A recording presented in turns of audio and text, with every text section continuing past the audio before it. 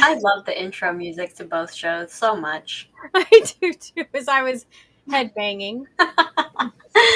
Well, I don't know why there's like a lag when the intro ends, and so I'm sitting here and I'm going, We're here. hello. Hello, everybody. This is Michelle with Michelle Barone with Moksha Grace Coaching with. Chris Barone of Wicked Wisdom Consulting, and we're here with another episode of Shockingly Delightful. What's today's topic, Michelle? Oh my gosh, your name says Krista. Let me fix that while you're telling us. Blocks, barriers, and other bullshit. Beep, beep, beep. Yeah. Now you're back to being Michelle. There we go. I can, I can go by Moksha. You can call me Grace. You can call me Shay. You can call me Shell. Right on. Well, where would you like to start with today's conversation? And if you're tuning in, make sure to make a comment and let us know that you're here because we can't always see that. Yes. And join along in the conversation. But go ahead, Michelle, kick us off. Where do you want to start today? Well, we could start with the other bullshit, but we should probably kind of just talk more about what blocks and barriers are.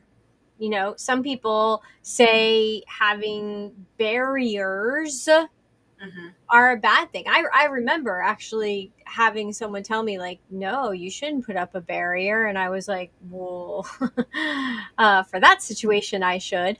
I'm going to pause for a second. I just thought of something. Yes. What if we do Yes. blocks, barriers, and other bull beep in our respective fields? So you talk about it in the like as a coach and with your clients, and I'll talk about it from an operational business standpoint, and we'll kind of see where that conversation takes us.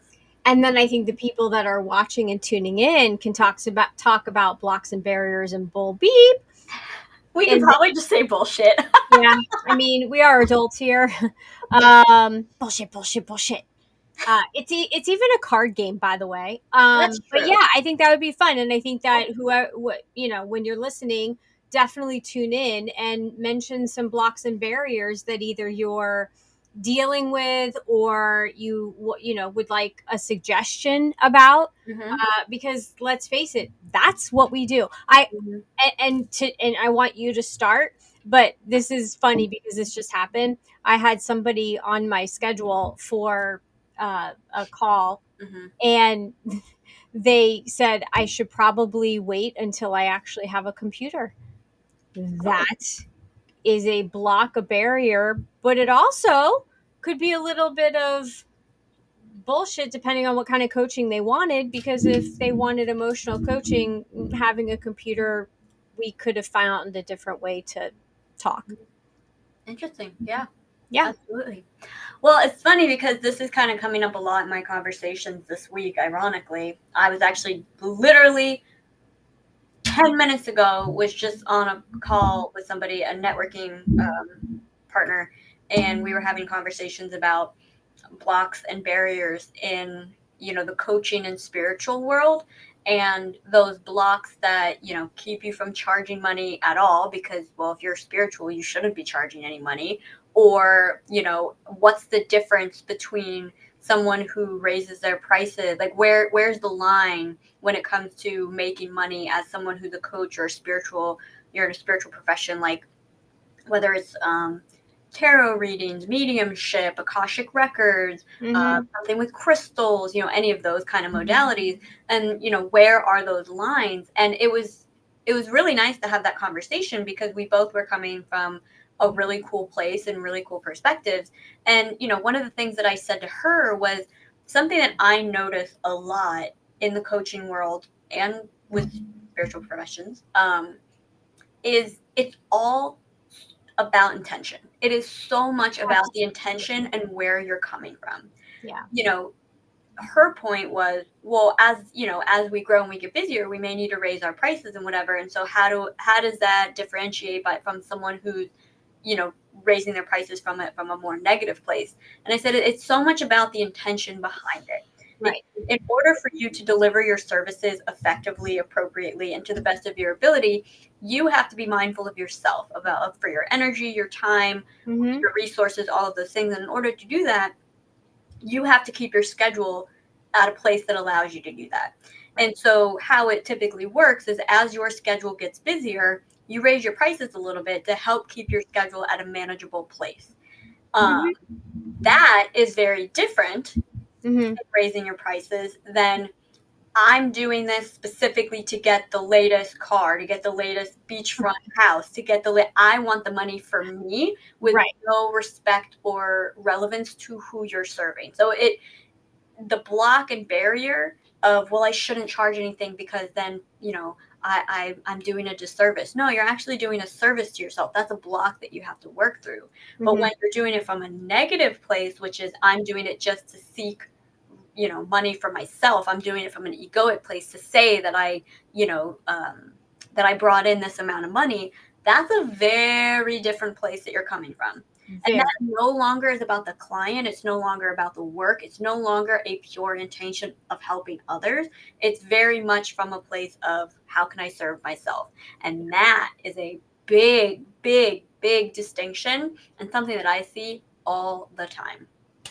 Well, and what came up for me when you first started talking about this is, spirituality, and a lot of people will lump it with religion. So let's just play with that for a minute. Mm-hmm. Is church free? Not with the pressure you feel when that plate comes around. So, I mean, so, technically, oh, this brought up something great. Don't let me forget. so you walk in, and I did this one time when we were when I would go to church and with kids, and we were tight on money, and it was, you have to become a member of the church, you have to give your Which is a fee. tidings, right, which is a fee. You have to give you're kind of expected to give tidings. Not expected. Everyone is going to judge you and consider you a recluse, or not a recluse, an outcast if you don't. Right. The plate comes around at least 3 times, if not more. When you walk in the church, at least in the church that I went to, you always lit a candle, the candles, and then, of course, the kids that you're with, or the people that you're with, want to light candles.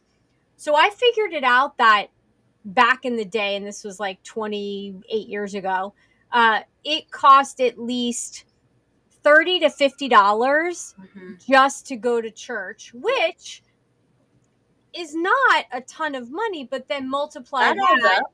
by month, right? By month, monthly, Weeks. weekly. And so then it becomes like what back then would have been a car payment. Mm-hmm. And it was like, well, wait a second. I want to just Mm-hmm. pray. Like, I want to be in the house of the Lord, like, and so when you think about it like that, Mm-hmm. and then you take a step back, Mm-hmm. what does it take to keep the lights on at the church?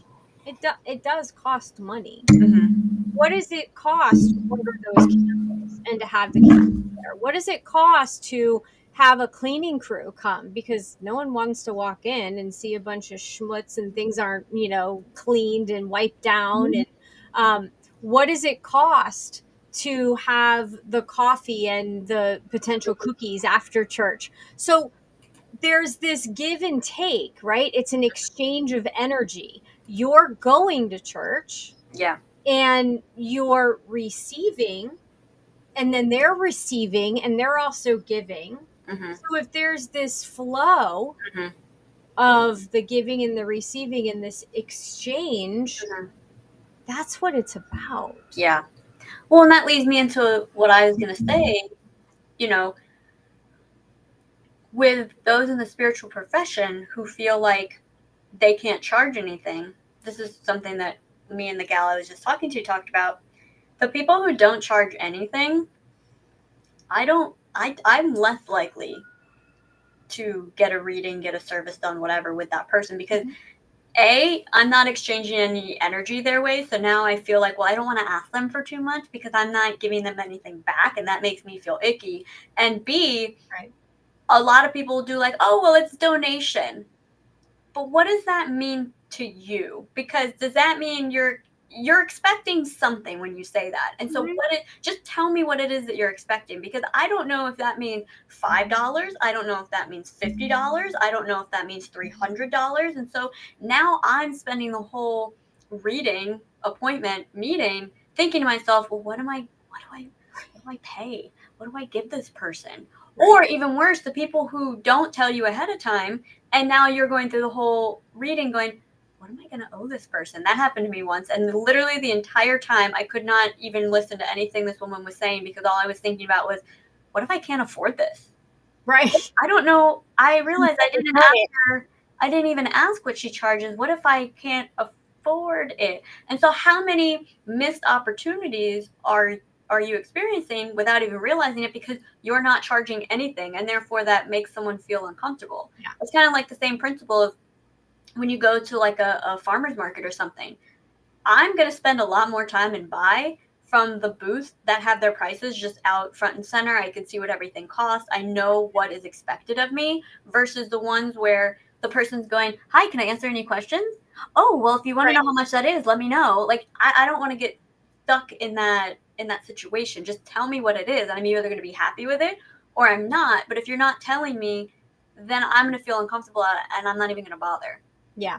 There's actually studies where, like, if you have to pick something up and look underneath at what it is to, what the price is, you're less likely to buy than if, like you said, the price is front and center.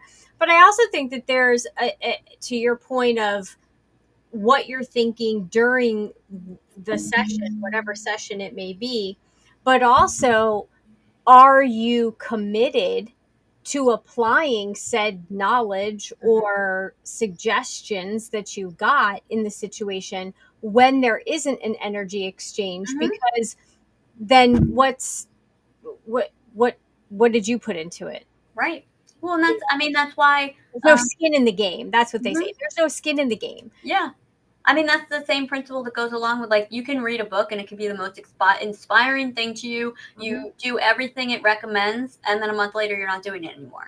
Because you don't have, there's no, exactly like you said, there's no skin in the game anymore. You paid your $9.99 or $15.99 for the book, got its money's worth, and now it's not sticking anymore because you move on, you read another book. Right. Exactly. And that, and so not only are you blocking and creating a barrier from you doing what you love, right? People. And potentially your purpose here in the world, but you're also blocking and putting up a barricade between you and someone else getting what they need from you if they're drawn to you. Absolutely. And it's so ironic, isn't it, that you think you're coming from this place of, well, I'm not going to charge anything, because really it's because you feel bad or you feel guilty or you feel like you shouldn't. Otherwise you or you're not worthy. Right. But let's just say you're coming from a place of, I want to be able to help everyone. I don't want anyone to feel like they can't get my services. Well, you're unintentionally setting them up to not get your services. Energetically, you're pushing people away who otherwise would be eager to use your services. And you're also not helping them step into their power to get resourceful to make things happen. Correct. Great example of this is, and I go back to my husband telling me this story. He's told all of us, where, you get off the expressway and there's always, the homeless people that are standing there with a sign, looking for work, haven't eaten in 3 days. And God bless my husband will roll down the window and he has water, and he used to carry around like apples or, fruit with him. And he'd say, jump in. I need somebody to work for the day. Like, here's water, here's some fruit, jump in, I'll pay you for the day. He doesn't do that anymore because it's a little risky, but. Right. Yeah. But the point is that they didn't want any of that. And so they didn't want to step into their power. They just wanted a handout, or just wanted, they didn't want Yeah. necessarily the help that was being given. Yeah. And, Well, right. go ahead. No, go ahead. Go ahead. Go ahead. I was gonna say that goes right along with the people, if you're offering a service for any price and someone is commenting that, oh, that's so expensive, or even a product or something that you make, oh, that's so expensive to you, all you're doing with that comment is reiterating that you cannot afford it due to your circumstances. Right. For example, I used to spend a lot of money on different readings and spiritual services and coffee mugs. The amount of money I've spent on coffee mugs, oh my God. And I pulled back a little bit over the years, given the economy and wanting to prioritize some other things.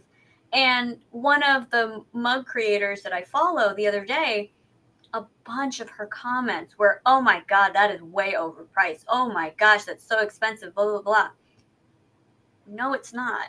It is about what your priorities are. It's about what you're willing to spend on something. That is your own journey. That is your own preference. But that is somebody's time, that's somebody's energy that they put into that. Mm-hmm. But to feel the need to say, oh, wow, that's so expensive to you, not Right. to everybody else, I would happily pay that. Even if I didn't have the money, I would look at something and go, wow, that's a steal for that quality and that workmanship. And I mean, wow, I still do that Right. because it's about respecting what people are offering. And if you can't afford it, no problem. And if Mhm. someone's making you feel bad about that, that's a whole other conversation. But we're just talking about people that are just living their best life offering services. Yeah. You don't need to compound the issue and reinforce to not only yourself, but the entire internet that I can't afford that. Well, and that's a great block barrier and bullshit Absolutely. in coaching. Mm-hmm. Clients will say, I need this, or I need that, or this is how I want to be able to work, or this is what I want to feel, or, something like that. And yet they're not willing to invest in themselves. Mm-hmm. And what is the ROI? Mm-hmm. If you're going to pay $5 for something, Yeah. and expect like a certification, Mm-hmm. and that you're going to learn a lot, versus investing in someone who's actually taken the time to learn, or whatever Right. the situation is, it's also, you get what you pay for. Mm-hmm. And that's huge. Yeah. Don't go to the dollar store and expect to buy some china that is going to last in your, and you're going to leave it as a legacy to your grandchildren. Mm-hmm. That's not going to happen. Right. But if you're using it for a party, then it's perfect. Yeah. Yeah. It's interesting that the first thing that came up for blocks and barriers and other bullshit is money blocks. And I think that's because it's so prevalent, especially right now, given our economy and what's happening in the world, is there's so much money fear that's happening right now, with everybody. Yeah. I mean, even if you are rolling in it, there's some level of money fear that's happening. Yeah. Renee said tithing is a Old Testament requirement. Instead, we Christians are called to give freely from the heart, not under any pressure. Yes. Technically, yes, you absolutely are. But my question is, does that actually translate to the entire congregation appropriately? Because yes, absolutely. That is 100% what it is supposed to be. And I am so happy and thrilled for you if your congregation really truly holds to that, because the one that we've been to, there's some energy there that you can sense if for those that don't put anything in the plate. But I'm so excited for you if that's your experience, because that's fantastic, and that must mean that your congregation's really doing the work. Right. And I remember even going and saying, like, I'll volunteer time. Like, for me, time, that's an energy exchange. Like, I'm happy to volunteer. I'm happy to, work, volunteer in the office, or, and they were like, yeah, no, that's not good enough to get your kids christened here. And I was just like, what? where am I? Like, what is this? And that was the first time. That was probably the first time that I walked away and just said, yeah, I'm not Well, going to attempt to and do let's dive into that. So that tells me that the intention that. Mm-hmm. was not from a pure place. Right. The intention was, I just want to make money, not there's a lack of intention of helping people and being there for people, because trades are valuable exchanges. Absolutely. So that says a lot about the intention behind the individuals and the place of business, let's be honest. Yeah.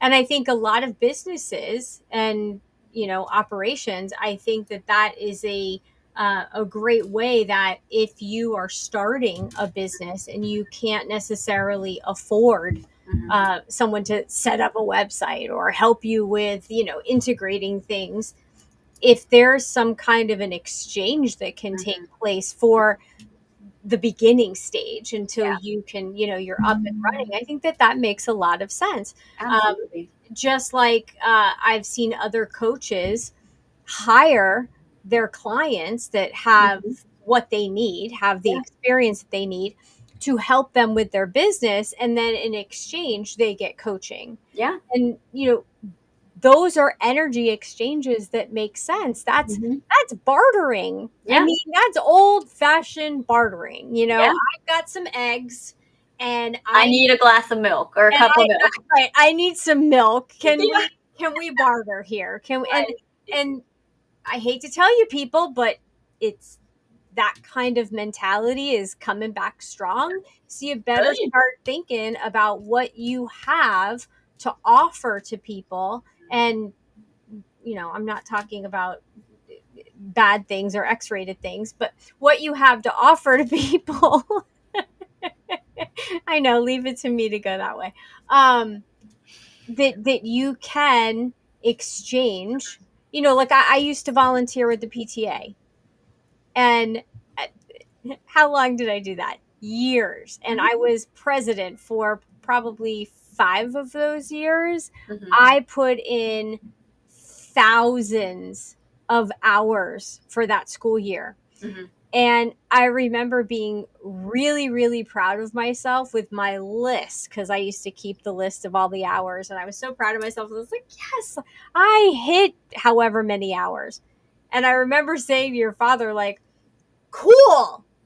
And I remember him looking at me and go, now multiply that by minimum wage. Oh, I think you've mentioned this on the show before, either this or Moment of Presence.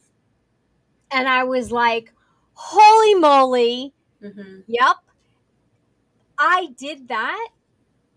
To me, there was still that energy exchange. I was at the school. I was around, where you kids were. I wasn't the helicopter mom that had to know like what you were doing in class or anything, but I was involved. And I was there because I didn't work and there were other moms that had to work and weren't there. And so I kind of felt like it was my duty as a mom to be kind of like a community mom to whoever needed it. And I got to do that at that time because I was a stay-at-home mom, and I thought it was pretty darn cool. Yeah, absolutely. I want to definitely talk about things that aren't related to money too, because this isn't just money blocks and barriers. So what are some other blocks and barriers and other bullshit that you see in the coaching world in terms of your clients? Yeah, I've done that. Huh? Yep, I've done that. Oh, I was like, wait, what do you mean? Yep, I tried that. I did that. Yeah, I tried that. It didn't work for me. So I'm hearing a lack of coachability through defense mechanism, through blocks against trying things. Right. And it's also, sometimes it's about being surface level and not being willing, being scared and fearful of diving deeper. Yeah. So I think that's also a block because, I don't want to talk about that. I mean, that's just rehashing. Yeah. And it's like, coaching isn't about rehashing. coaching we may look at things that have happened in the past just to see what the lessons were there, the information we could gather, Yeah. shift a perspective, but we're not going to dive into, let's put you emotionally there and no, that's not what coaching is. Coaching is about moving forward. Yeah. And I think I have a good example of this. Years ago, we were talking about something and you were sharing a story from your life. And I had said to you, and this was way before, this is, I think, before even your corporate career in healthcare. And you had said to me like, oh no, I'm plenty over it by now. No, I don't need to go back in. Cause I think I was probably, maybe I was I was in therapy at the time and I probably was like, you should talk to a therapist about that. Cause I bet that would be really helpful. And you're like, no, I'm good. I'm totally fine. Like, it's way from the past. I don't need to go into it. And then it came up in your life and you had to reprocess it again. And it wasn't until many years later, but it was like you finally were at the point where you were, I guess, ready to would be the word. But there's always more layers to things. And by us refusing to look at them, that in and of itself is kind of a block and barrier. Absolutely. Absolutely. And it's blocking you not just from processing whatever it was and learning the lesson, but it's also blocking you from your future. Yeah. Without the weight of whatever it is that you're carrying with you. And so that's a huge one. That's a huge one. You don't have to bring all of that baggage. See, another B word. Blocks, barriers, baggage, another bullshit. But you don't have to bring that with you. You don't have to carry it for the rest of your life. It's not, what do they say? It's not a sentence. It's a moment of time. It's not a life sentence. Yeah. I do think it's interesting though. And it even ties into the story I just said about you, but there's literally been times where I think you've said to me, like, are you ready to let that go yet? And I know it's a block. I know it's a barrier, but I also know I'm not ready to let it go yet. It doesn't feel right to me. I'm not in the right place to let go of it yet. And I think that's a really interesting part of the process, is really honing in on when, like, timing can be a big factor in when you're ready to process something. So it's not just about trying to blow through and process all the things that have ever happened to you, but about allowing them to come up in the right time. Right. Because if you're not in the right space, or you don't have this is the second week in a row that there's a giant iguana in the tree right outside my window. I'm so sorry. I just got distracted. If you're not at the right time and place to process that, you're just going to have to do it again. Right. Because you weren't in the right place to let go of it. Right. And it's not meant for you to dive into that at that moment. Right. Because if you force it, you're only going to get, again, to the surface level, because everything else is locked inside of you under lock and key, and you haven't gotten the key yet. And you exactly. And the key might be a realization. It might be a perspective shift. It might be hearing something in just the right way where it hits you differently that causes a perspective shift. But there's so many factors that go into it. And I'll never forget when I got coaching by a coach that we both got coached with. Tongue teaser there. There was a trauma processing process, I'll call it. And I sat down one day and I was like, I'm going to think of things to go through this process with. And it was the worst thing I could have done, because all it did was bring things up that I was not ready to process yet. And I had like a total like sobbing session because I wasn't ready to process it yet. But I was trying to force it to happen quicker and to go through things quicker. And I was not ready for them yet. Right. Well, and I can only imagine that process of, let me sit down, and I'm not making fun of you by any means. No, you're fine. But I know people that have, tried this yeah. process where it's like, let me sit down and think of like all the ways that I suck and all the things I need to change about myself. And it's like, let's make a grocery list. And it's like, what the heck? I'm laughing because I've done this. I'm not laughing at the people who have also done this. Trust me, I have done this. But yeah, I've done it too. what I literally sat down and was like, how have I been traumatized in my life? Let me make a list and let me figure out like what's most important to go through right now. And it's like, that's not, no, that you're actually creating a barrier to healing and a block to healing because you're trying to force it. Yeah. Yeah. And then you're going to have a bad experience and not want to touch that topic again, which then is going to prolong it. Heck no, It's you're like, not going to want it because you just forced yourself into yeah, like this depression state where you just beat the heck out of yourself right. and, you know, told yourself how horrific you are. And no, that's not what you're supposed to be doing. Yeah, Um, I will say the coach did say to me when I told her about it, she was like, "Yeah, no, that's not what this process is for. That's not how you do this." But that's, but that real quick, that's the benefit of having a coach. Not to make this all about like why you should have a coach, but that's why a coach is so helpful is in those moments they reel you back in. They bring you back to center. They restructure what you should be doing. They bring you back to where you need to be versus you just trying to aimlessly walk around because I didn't tell her I was going to do this because if I did, she would have been like, yeah, don't do that. But after the fact, she helped me get back to a place of neutral Mhm. and then go from there, letting me know, don't do that. Right. Yeah. So when you think about this from the operations perspective, what Mm-hmm. are some other blocks, barriers, and bullshit that you hear from business owners or that prevent their business from moving forward? Like, what are their blocks and barriers that you have to sometimes coach them through? Yeah. One of the biggest ones, and it's one of the hardest too, and I will give full recognition of that it is the hardest, is releasing control and trusting other people Mm. to help you.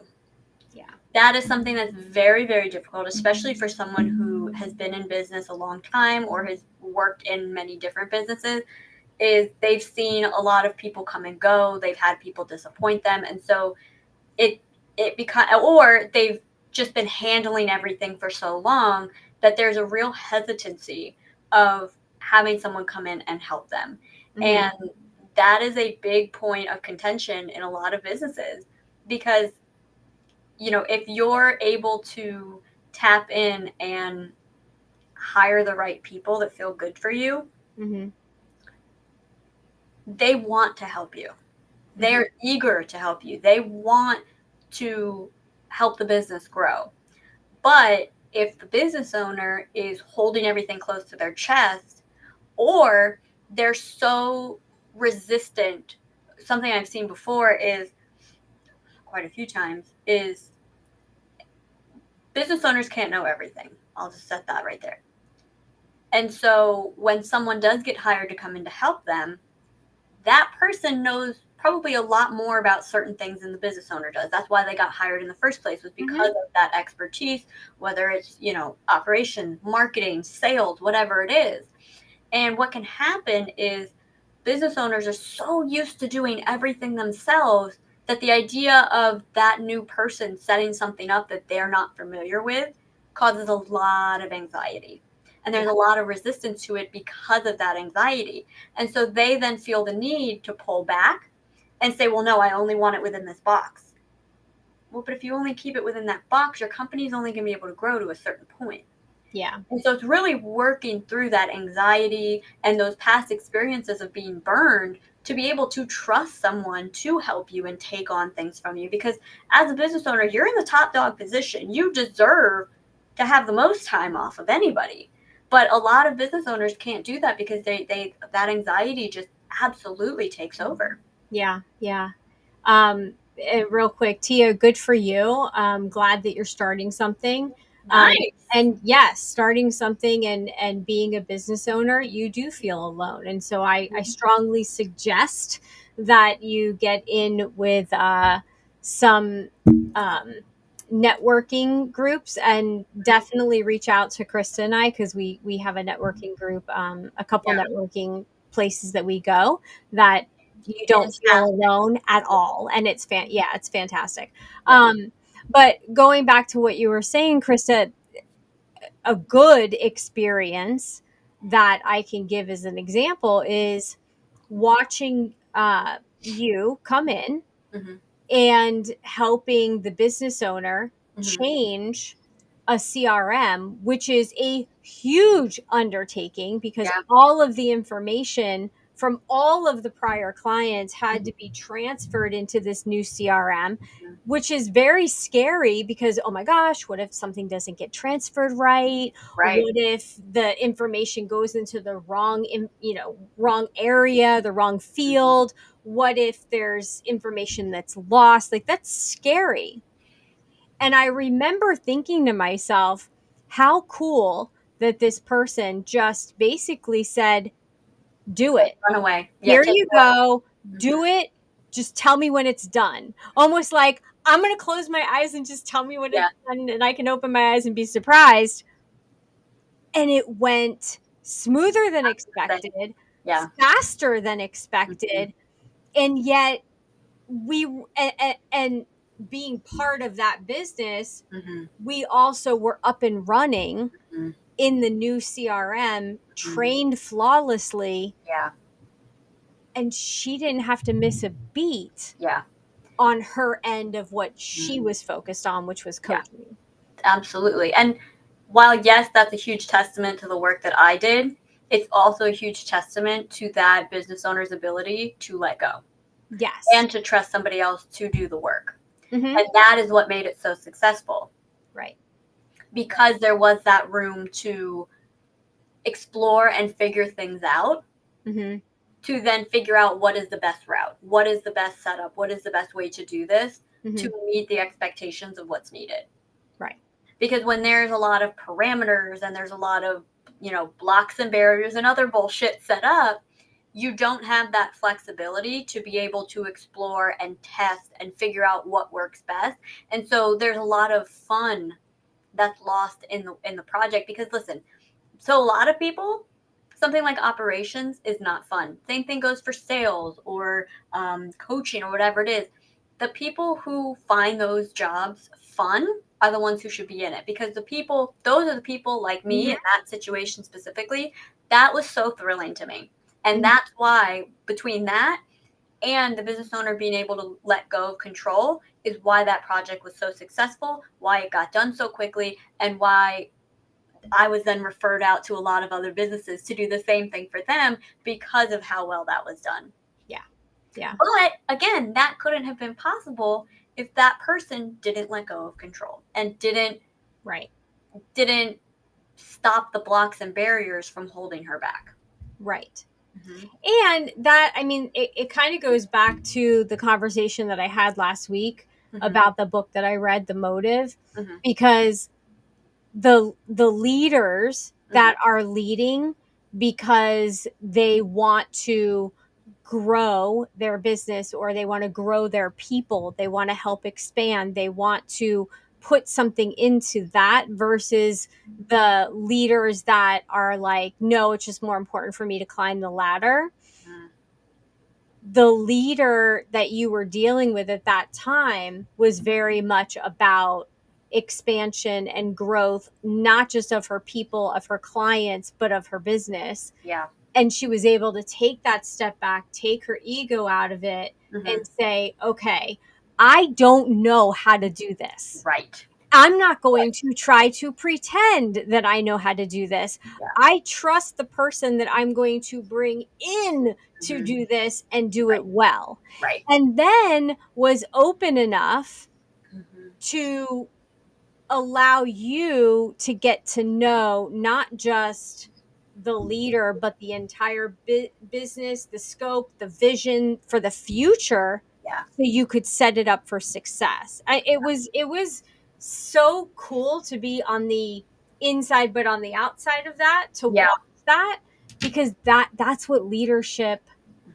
on both ends, Mhm. yours and Mhm. how you took the lead in the project, Mhm. and the leader of the business, Mhm. how that meshed together. And it was amazing to watch. Mhm. Yeah. And again, it was fun to work on because there was that flexibility. And I think that's really, it's so incredibly applicable and universal to any role. The people who are supposed to be in that role shouldn't need micromanaging. Right. They shouldn't need to be hovered. They shouldn't need to have blocks and barriers put up, because those, if that's needed, those aren't the right people for the role. Right. The people that are right for the role are going to be excited to do that job. Yeah. It's like the concept of, like, if we gave everyone in the world $1 million, no one would work. I don't believe that. Right. I don't believe Because that at all. what would you do? What would you People want to be useful. People want to be useful. People want to be helpful. They want to make a difference. They want to make an impact. They want to do all these things. And the people who don't feel that way about the job that they're in or the work that they do, that tells me that they're not in the right role. Mm-hmm. That tells me that they're not in the right line of work or the right field or demographic or whatever it is. It's more about them than the role. So another block, barrier, and bullshit that comes up in coaching a lot is when someone, whether it's a leader or mid-manager, whatever level you're at, you stay in the position even though you know that you should go. Mm-hmm. Because your block, barrier, and bullshit is, one, the ego. I'm not going to let anybody push me out. Mm-hmm. But you're not enjoying your job. Yeah. So then why are you staying? Yeah. Or I'm never going to find anything else. Well, yeah, when you're not miserable and you are actually excited and happy about a future and something up and coming, so the universe is going to open up for you, but Right. you have to be in the right mindset. So that mindset piece can be a huge block and a barrier. Yeah. And create Honestly, a lot I would say mindset is the number one top block, barrier, and other bullshit. Yeah, absolutely. And a lot of people don't believe that. They'll think like, oh, well, I have to go and I have to get degrees and I have to go and get more schooling. I was talking to somebody the other day and they had so many certifications on top of like a double degree, and they were miserable. Yeah. Because they were accumulating Mm-hmm. all of this stuff, but they had no idea how to put it all together to make it into a career. Yeah. I would almost be willing to bet that they probably didn't even like the field that they were getting certifications in, but they probably felt pressured at some point to go into that field, and then they were already there and went, well, I guess I should continue, because what am I going to do, start over? Right. And that's another thing, is that people think that starting over means that you're starting over from the very bottom, like the very beginning, but you're not, because you're not a baby. You're not entry level. You're not completely inexperienced. You just need maybe a little information in that specific area, but you have value. Right. You're just, that's what's called a pivot, people. you're pivoting. You're not forgetting, with the like the Men in Black, you're not having your memory erased of everything you've ever accomplished in life. Right. You're bringing your wisdom with you. Do you need a little extra to get into that new role or that new area where you want to go? Great. Let's figure out what that is, and then let's get you there. Yeah. But the thought that I have to stay in this role because I've been doing it for 20 years. Mm-hmm. Yeah, well, how much longer do you have till you retire? Oh, it's like 15. Do you want to be miserable for 15? Right. You know what this is all making me think, and we've actually already talked about this, is another major block and barrier is patience and lack thereof. Yes. Whether it's coaching in the sense of trying to rush through healing things, Mm-hmm. or in the business world, something that's really big right now, I am hearing from everybody, well, but how do I get people to see my content on social media? How do I get more clients? How do I bring people in? That's a process. Well, how do I do it? Like, I want more clients right now in the next 5 days. Doesn't really work that way. Like, there's a process. There's time. You have to be, there's a certain level of patience that you have to have. It just, the purchasing style of people has changed Yes. so much in the last 5 to 6 years. The Mhm. process is so much more drawn out. It's so much longer. And so you have all of these people that they saw businesses get started 5, 6 years ago, and they think, well, I'm just going to jump in and do the exact same thing. But it doesn't work that way anymore. Yeah. So there's brand new challenges that the people who are already established did not have to deal with. And so it's creating this really interesting dilemma for a Mhm. lot of small businesses of, well, I need people to see my stuff right now because I need to make my money back right now. And so it doesn't work that way. Well, Unfortunately, it really doesn't. And so there's a big, big patience level that's needed. and not just patience, but what did we just say is the cornerstone to everything? Mindset. If you're constantly thinking, nobody, nobody's coming, I'm a loser, oh, woe is me, What's wrong with me that no one's what's wrong with me? up? Right. Then you're right. Yeah. You're right. Because that's what your mind is telling you, and what your mind tells you must be right. And that's the kind of energy you're going to put out. And then who's going to want to work with you? Right. You're a loser. Like you're walking around with a big L on your forehead. Are you about to quote Smash Mouth? With the shape of an L on her forehead. You got it. You got to take the L off your forehead, Yeah. and you have to. You're lovely. Isn't that so ironic? We're the ones that slap the L on our forehead, which makes everything worse after that. We self-inflict our own wounds, and we self-inflict our own pain. Yeah. And then we keep ourselves there. Yeah, because it's comfortable and we're used to it. Right. We try to get up, and then we push ourselves right back in, and it's like, what the heck? Yeah. And that's why it's so important that even when you are trying to help somebody else, that you don't dive into Let me guess. Quicksand? the quicksand. I was going to say they're bullshit, but quicksand. You want to be able to be with them in that moment, but don't absorb it. Don't trauma bond to them. Don't dive in and get into a bitch and stitch session either, because now you're getting into that negative energy. Yeah. Stay positive. It doesn't mean you have to be like that toxic positivity, like everything's fine, oh my gosh, but you can sit with a person and still maintain your sovereignty as far as your energy, and just be there with them. Yeah. If they ask you, or you can ask, are you open to hearing some feedback? But if they say no, shut up. Like, shut up. Yeah. Because your way may not be their way. But it also doesn't mean that if someone's in a bad place, you just ignore them either.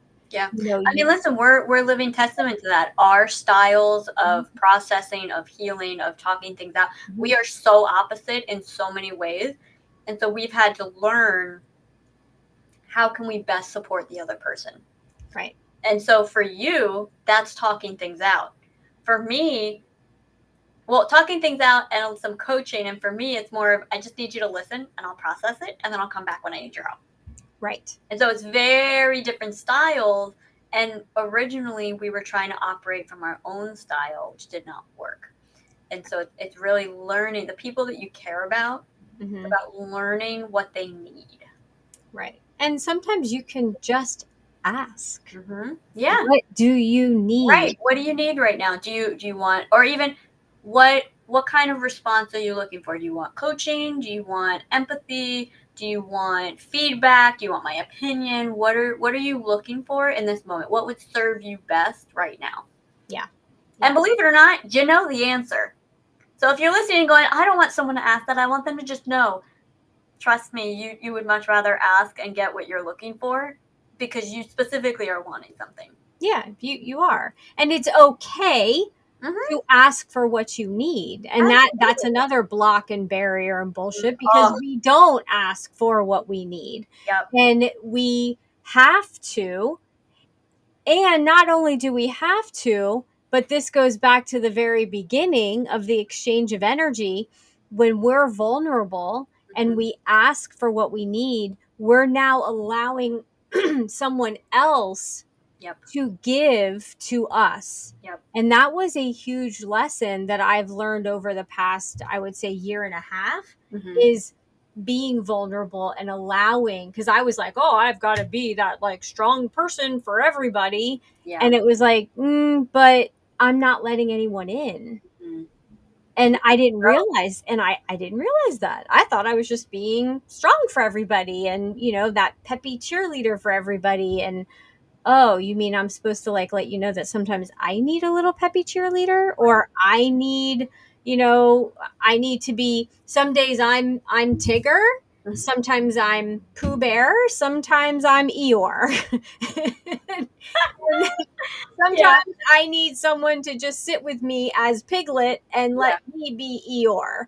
Right. And it's a running joke, not a running joke, but it's a running sentiment between some friends and I that's who we are for each other. Sometimes we're Eeyore, sometimes we're Piglet, sometimes we're Pooh, and we just and I don't mean Pooh that way, Pooh Bear, and you just sit in the being. Yeah. And I find too, because having the personality and mindset and whatever that I do, I can have pretty heavy internal dialogue, and I'll lean on people. I've learned to lean on people a lot that I know and feel I can trust. And one thing that I've learned to do, so for those of you listening that you may feel like you also tend to have a lot of heavy energy, you tend to have a lot of, we'll call it, maybe crises that you're constantly putting on people, and it makes you feel a little bit bad. One of the things that I've done, and I don't do it all the time, I do it when I feel particularly called to do it, is before I vent to someone or talk to them about what's going on or whatever, I'll ask them, do you have space for this right now? And what that does is it takes the pressure off me to have to worry if I'm putting too much on them, because everyone has their moments. And I've had friends of mine say, honestly, right now, I really don't. If we can talk tomorrow or, whatever, but right this second, I really don't have the space for it. No problem. Yeah. No problem at all. And honestly, that in a way makes me feel better in those moments a little bit. Yeah. Because there's an element of, I'm not the only one going through it, but it also is like, all right, suck it up, Buttercup. We'll make it get to tomorrow, and then we'll have the conversation. And guess what? By the time we go to have that conversation, it's not even an issue anymore. Right. That's a great there's something really powerful in it. Again, I don't do it all the time, but when I feel called to, it's usually, in my opinion, it's for a reason. And when I do, that typically is what happens. And I think those that work, that are listening, that work in offices, let's say, there's a lot of bitching that goes on around the water cooler, know, and sometimes there's just times where the other person just can't take it. Like I remember one instance, somebody came in and they were having a really bad day and sat down and like wanted to unload everything. Well, I was already having a not great day. Yeah. And so it was so overwhelming. And I wasn't helpful. Yeah. I couldn't be. Yeah. Well, and not only that, but in those situations, a block and barrier is created, because now, because of that, and you've been overwhelmed by that person, what can happen often is now you have this unintended negative undercurrent with that person. Right. Because you got so overwhelmed, your nervous system got so overwhelmed by that situation that now the next time you see that person, there's this weird energy thing that's happening, and you might not even remember why, but it just that person rubs you the wrong way all of a sudden. And you duck and go down a different hallway. Right. And so by removing communication blocks and having it be okay to say to someone, I love you so much, or I'm I'm a friend, and I always tell you can come to me, but right now I don't have the space for it. I can't take it right now. I'm with you. I feel for you. I'm having one of these days myself, but now is not the right time for me. That can save so much headache and heartache and nervous system upheaval. It is unbelievable how that simple couple of sentences can change everything. Yeah. And you know what that visually that made me think of? Grey's Anatomy with Meredith and oh gosh, what was her name? The best friend. You're my person. And they would do the I seven. know her as Sandra Oh, but Yeah, Christina. and they would do a dance off. Like, Mm-hmm. I don't even want to talk. Let's Mm-hmm. just put on some really good music and like just hop Yeah. around or something. Yeah. Like, just we just need to let go of this energy. And it's very similar, strangely enough, as a dog when they come in and they shake off. Mm-hmm. They're shaking off the energy that 100%. they just absorbed. And Yeah. so sometimes, like, if you don't have the space and the person really needs you, like, go, you know what, let's just literally listen to some music and just like, yeah, dance it out Go and by yourself. yeah, let's see where we're at afterwards. Mm-hmm. Yeah, this is good. This has been a really, really good It has. conversation. It's actually so funny because I was looking at the time going, the day that because we, full transparency, right before we went live, I went, wait, what are we even talking about today? I don't even, so it's hilarious to me. Yeah. The day that we had the least planned this is like one of the longest episodes we've done. So that's hysterical. Yeah. And Tia and Teresa and Renee, you know, thank you guys for putting in the chat that you were here. I hope that the rest of you, whether you watched it live or you're watching it after the fact, please continue to comment because we do watch the comments and we want to hear what you have to say. But we always are here for, you know, our viewers, the people that reach out to us. There's been times where I've gotten on, you know, into a conversation with someone after the fact of the conversation that we've had because they needed it continued or needed to go deeper. So, you know, that's what we're here for. That's why we do these, is to bring up things that aren't necessarily talked about and doing it in a shockingly delightful way. Exactly. And because I don't know if you're going to bring it up, I'm going to go ahead and plug, as the kids say, your community that you launched a couple weeks ago. Yes.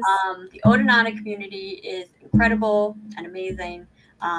You're offering group coaching every week for a price that's stupid, but it's very my way of giving back is what it is. Exactly. And it's offering group coaching, monthly exercises, activities, whatever you want to call them, a private community online for women who are going through life transitions, which looks like anything from, you know, you're getting married, you're getting divorced, you're having kids, your kids are leaving, you're becoming a caregiver for a parent or a relative, there's a death in the family, which unfortunately there's a lot of death right now. We won't go into anything about why. You know, any sort of transition, maybe a career transition, maybe you're moving up the ladder, maybe you lost your job, you got a new job. All of those things come with new challenges that you may need a little bit of help with. And what I love the most about this community and what you're doing is you're bringing fun back into it, because so much of mindset work and trauma work and shadow and light work and all of that, all of it has become so heavy, and it's become, you know, oh, this huge process and difficult process and hard thing to do, and it doesn't have to be. And so I love that your focus here is about bringing fun into it, because it makes the process easier. It just does. And so I had to talk about this because I just love what you're doing. So if anyone is interested in this, go to mokshagrace.com/community. You'll be able to see, you know, everything that's included. People can sign up for a month, try it out, or sign up monthly on a recurring basis. You can sign up for a year, whatever works for you. And that's the other part of it I love. But and Tia, moving to Colorado and starting a business, that would be under the scope of a major life transition. So definitely, you know, get in contact with me. And Krista, how do you help people, and how can people find you to get that help that they need? Yeah, so you guys can find me at wickedwisdomconsulting.com. While I am still doing consulting services, I have shifted a little bit. I am craving to get back into the leadership part of being with a team. So if you or someone you know is looking for director of operations, operations manager, COO, different companies call it different things, definitely reach out to me, whether it's part-time or full-time, because I really am craving working with people in a more embedded sense that comes with those roles. So if you know anyone that fits that bill, either connect us, send me their name, send me something to look at. Otherwise, wickedwisdomconsulting.com, you can check out all my services and get in touch with me right from my website. I love that. I love that. It's taking control and doing what feels right intuitively. Absolutely. So, yeah, wonderful. Tomorrow we will be talking on moment of presence, and we are talking about when things don't go your way or the way that you planned, and how to deal with that, manage it, get over yourself. So, we're going to have a real lively conversation tomorrow about when things don't go your way on moment of presence. So, I will see you At all the same time, 12 p.m. Otherwise, Shockingly Delightful will be back next week at 12 p.m. Yes.